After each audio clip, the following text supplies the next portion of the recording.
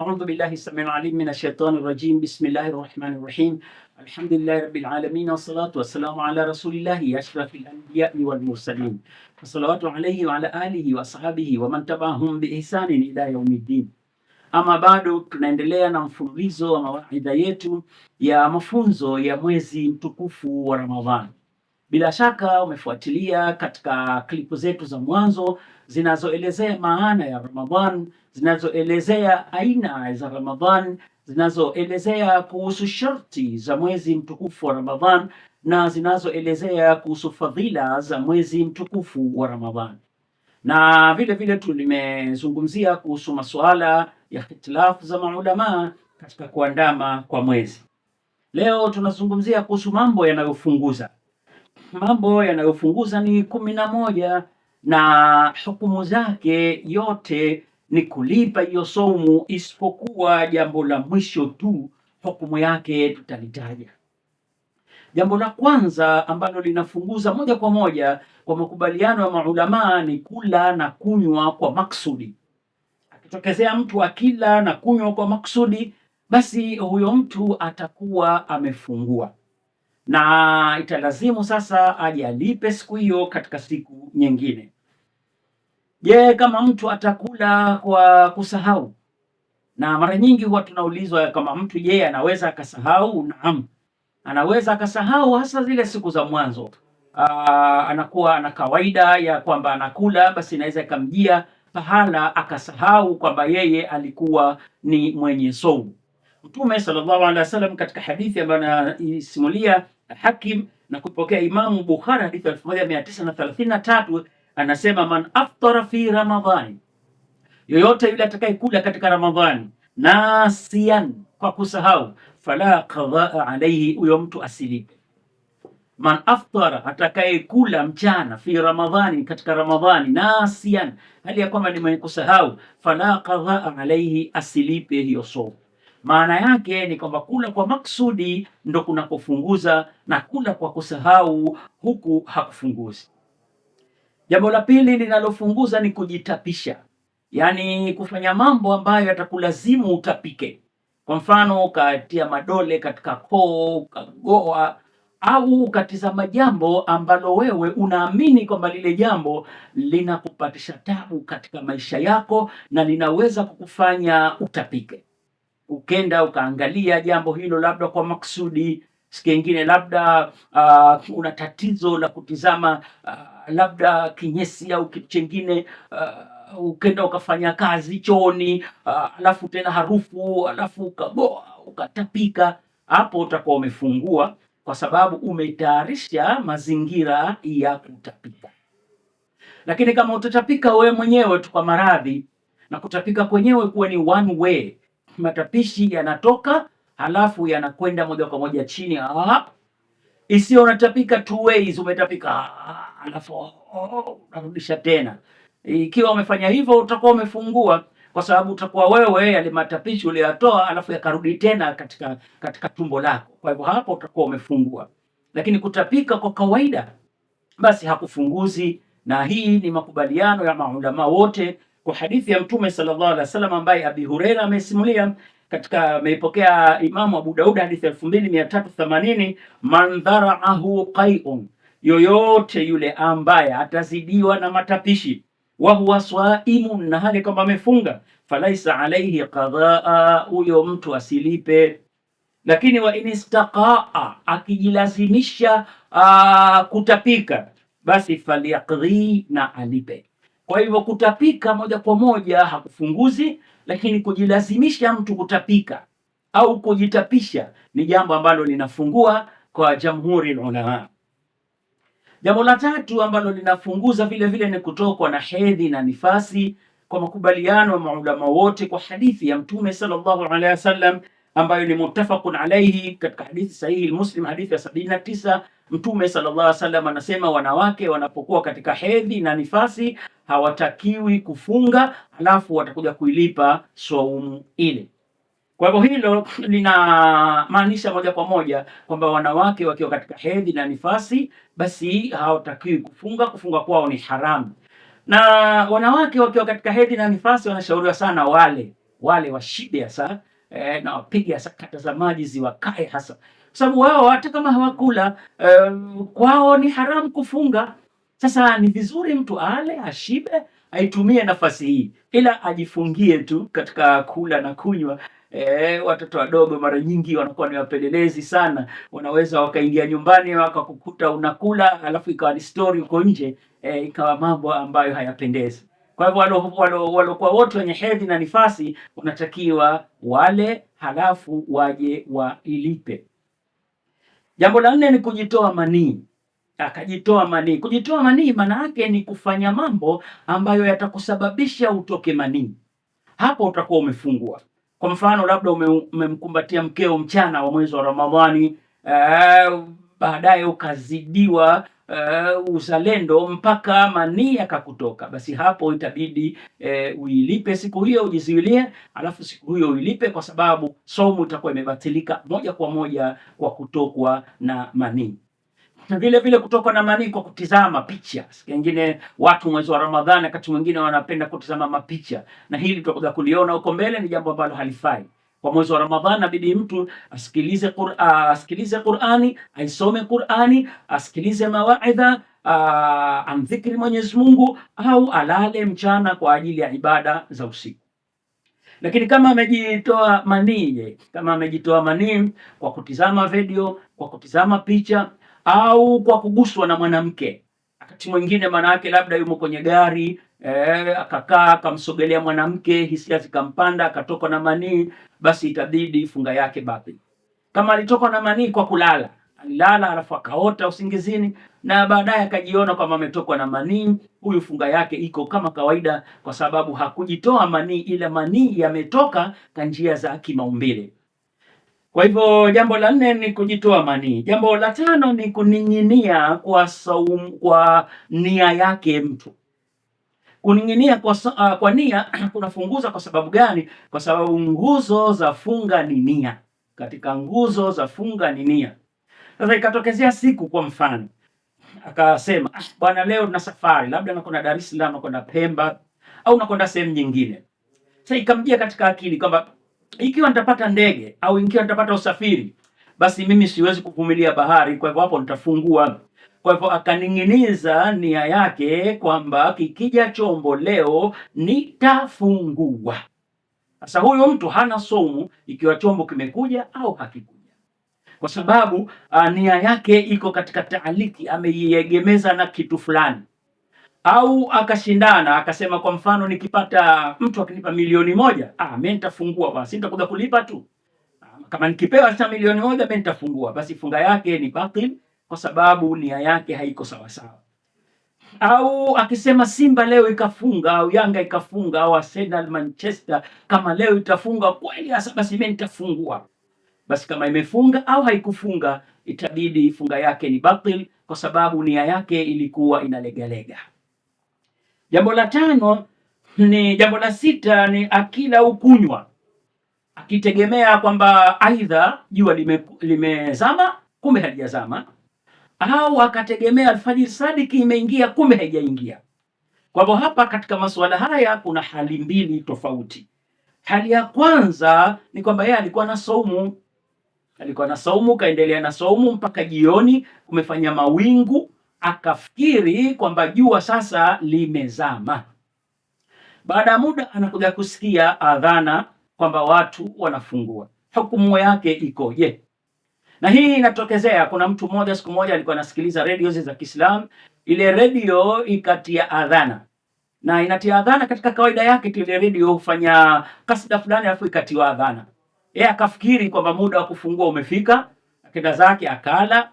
Baadaye ile radio ikaendelea na ikatangaza kwamba sasa jua limezama na muda wa kufutari umefika. Sasa afanyeje yeye na hali ikashafungua?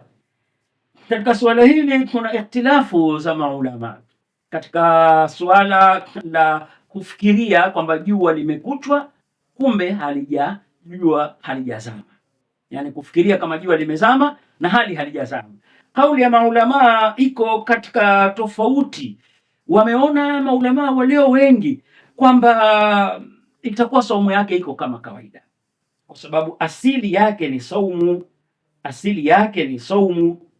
Na kama asili yake ni saumu na yeye alifikiria kwamba ni saumu bado yani saumu imemaliza, kumbe inaendelea, basi hapa jamhur wamesema kwamba saumu yake iko kama kawaida. Lakini maulama wengine wasema alipe, kwa sababu haijatimia saumu. Saumu inatimia kwa kuzama jua, yani kuanzia alfajiri sadik na kuzama jua, na yeye pale jua halijazama. Sasa ushauri tunampa nini? Tunampa ushauri kama ikiwa alikula alafu akafikiria jua limezama, kumbe halijazama, bora ailipe hii siku, atajiweka katika safe side. Kesi ya pili ni kwamba amefikiria kwamba jua yani amefikiria fajiri sadiki imeingia, alikuwa anaendelea kula akafikiri sasa alfajiri sadiki tayari imeingia, kumbe au akawa anaendelea kula akafikiri alfajiri bado haijaingia. Kingine labda kimetokea kiza, akaona muda wa kula bado upo, akala yeye, alafu baadaye akasikia adhana ya asubuhi, akajua kwamba alikula mchana. Jamhuri ya maulama amesema alipe katika hali hii, akiwemo Hasan al-Basri, Imamu Ibn Taymiyyah na wengine wameona kwamba madhali alikuwa anafikiri kwamba Ramadhani haijaingia, kumbe imeingia, itabidi alipe, na wengine wamesema kwamba atasamehewa. Katika hali zote hizi mbili tunashauri bora alipe. Jambo la saba ambalo ni haram au ni jambo linafunguza nalo ni haram ni kumuingilia mke mchana wa mwezi wa Ramadhan au kufanya tendo la ndoa mchana wa mwezi wa Ramadhan na hukumu yake tutahitaja baadaye. Lakini kama amemuingilia mke hali ya kwamba amesahau, je? Na hili swala mara nyingi ninapolieleza nakuwa napata tabu kidogo kuweza kujua kama mtu anaweza akasahau kumuingilia mkewe mchana wa mwezi wa Ramadhan, sababu hili ni tendo linahusiana na watu wawili. Kama yeye kasahau, je, na mwenzake pia atakuwa kasahau?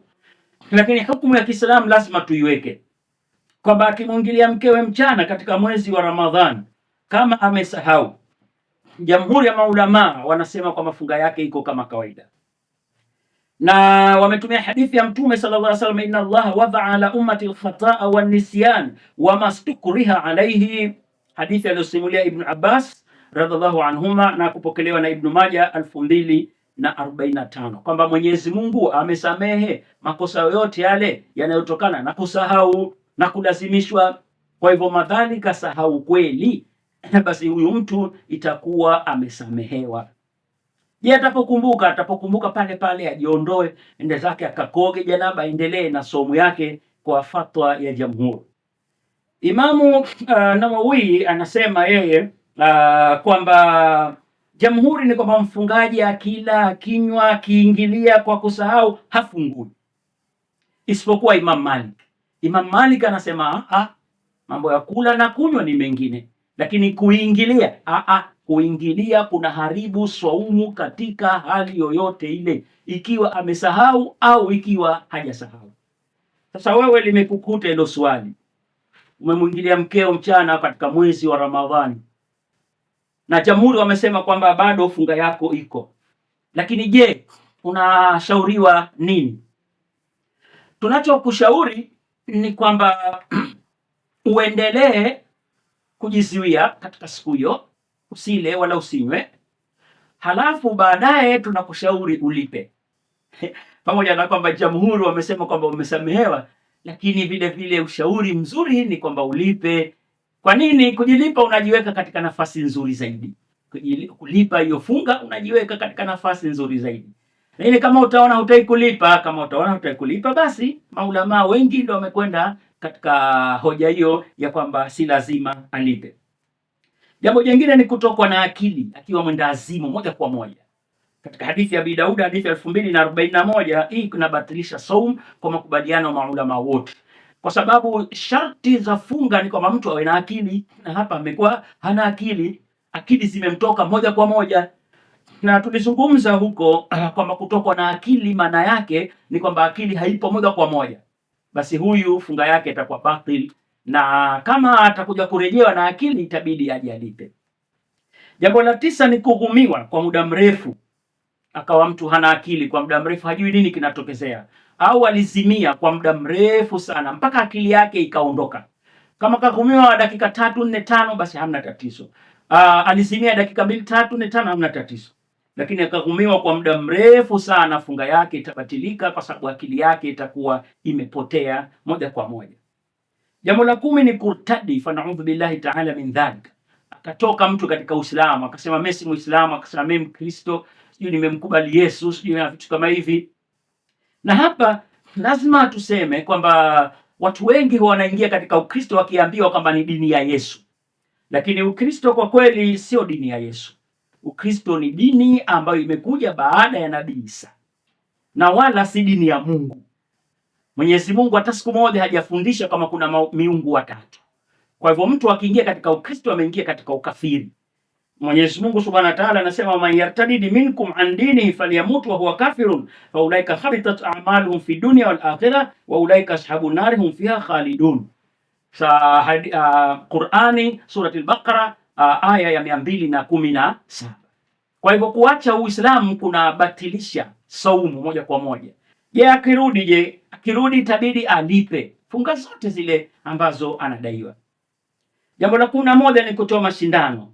Kutoa mashindano kuna batilisha saumu ikiwa sindano itakuwa ni ya virutubishi.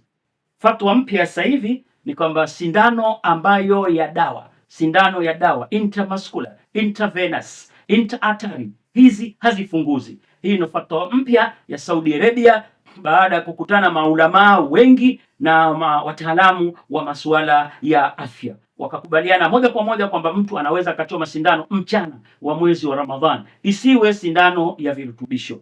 Kutiwa drip kunafunguza kwa makubaliano maulama wote, kutiwa damu kunafunguza kwa makubaliano maulama wote. Na kuna mambo ambayo hayafunguzi. Kwa mfano akitiwa pumzi kwa mashine. Kuna utaratibu wa kupumua kwa mashine. Huu ni kwamba haufunguzi. Utaratibu wa figo za kunyonywa damu halafu ikageuzwa halafu ikatiwa chumvi, utaratibu huu unafunguza.